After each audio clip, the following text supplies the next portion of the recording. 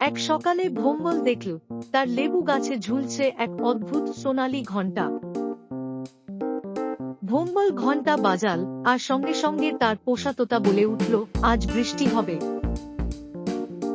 ভোম্বল তো হাসতে হাসতে গড়াগড়ি।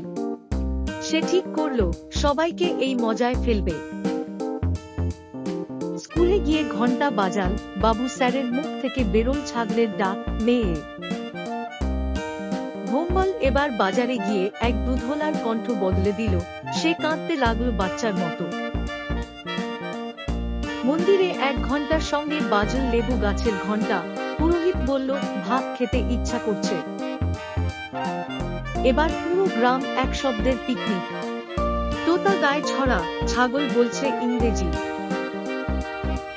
ভোম্বল বুঝল মজাটা বাড়াবাড়ি হয়ে গেছে, এখন কিছু করতে হবে। তখনই এলেন বনবিবি দিদা, হেঁটে এলেন ঝোপের দিক থেকে, হাতে ঝকঝকে লাঠি।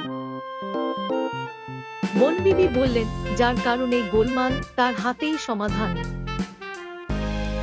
ভোম্বল ঘণ্টা ফিরিয়ে গাছে ঝুলিয়ে দিল, সব কণ্ঠ আবার ঠিক হয়ে গেল।